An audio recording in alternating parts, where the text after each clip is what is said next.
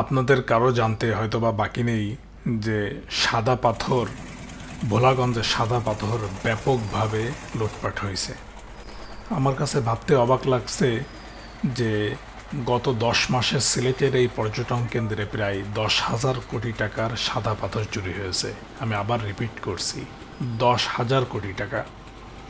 এই চুরিগুলো কারা করছে? অবশ্যই স্থানীয় নেতারা। স্থানীয় নেতা বলতে কি কারো বুঝতে বাকি আছে?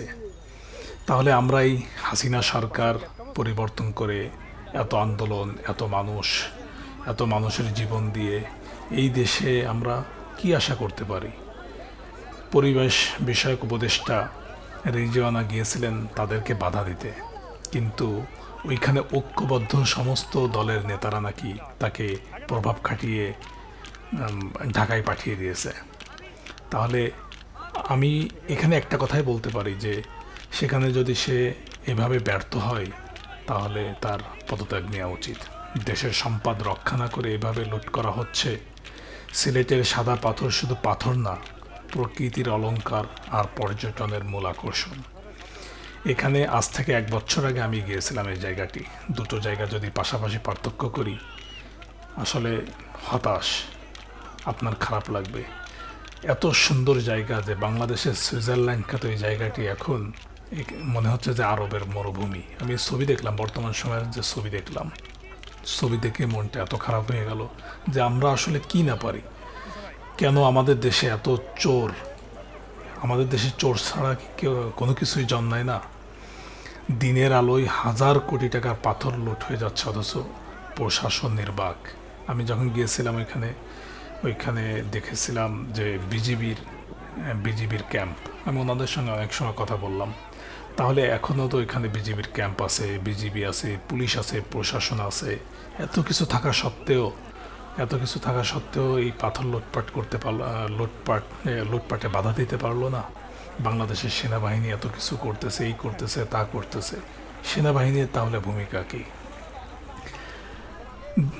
যদি এই পাথর হারিয়ে যাবে আমাদের সিলেটের অনন্য রূপ। পর্যটন হবে ধ্বংস, ভেঙে পড়বে অসংখ্য মানুষের জীবন জীবিকা। সেদিন একটা নিউজে দেখলাম, সৈয়দা রিজওয়ানা হাসান হতাশা প্রকাশ করে তিনি বলছেন আগের 4 বছর জাফলংয়ে পাথর উত্তোলন বন্ধ রাখতে পেরেছিলাম, কিন্তু আমি এখন উপদেষ্টা হয়েও পারলাম না।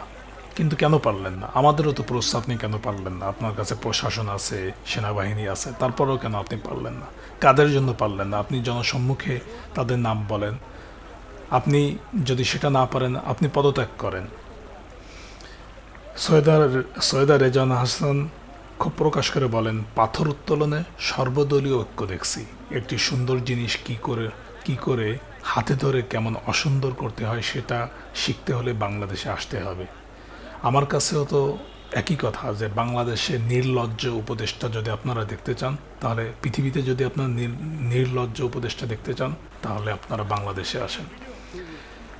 কারণ এত বড় ব্যর্থতার পরেও কেন আপনারা পদত্যাগ করছেন না?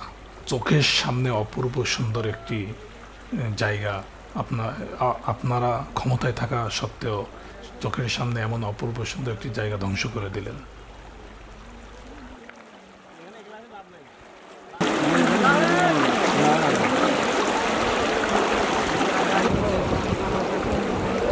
সমস্যা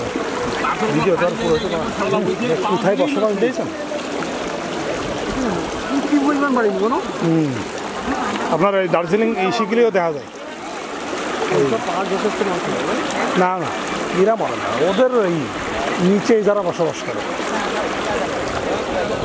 চলেন।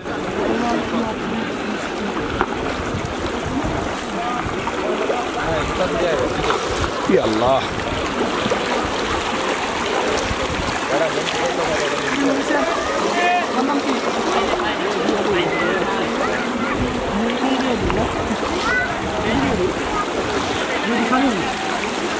Ini